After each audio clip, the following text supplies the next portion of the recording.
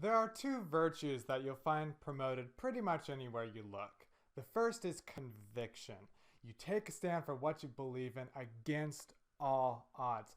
We love to hear stories about people who confronted the oppression of tyrants and who stared down the masses, who stood their ground against all opposition and humiliation and persecution, and in the end they won. We love to hear those stories. And yet, we're also told that we need to maintain an open mind, which is the second virtue. But the irony is, the moment you demonstrate conviction, someone will inevitably accuse you of being closed-minded. So how's that work? How is it that both conviction and having an open mind are virtues, and yet in practice they're at opposite ends of a spectrum? It's one or the other. There is a misconception about what it means to have an open or closed mind, and that misconception is subtle.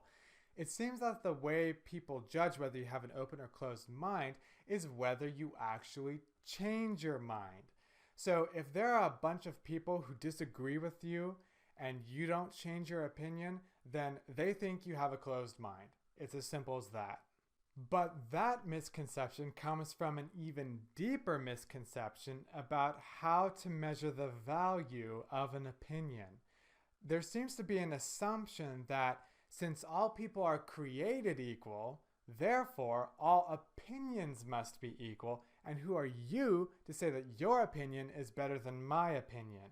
But the value of an opinion isn't based upon the person or the number of people who have it. The truth is, the value of an opinion is based solely upon the accuracy of the facts and the soundness of the reasoning upon which it is built.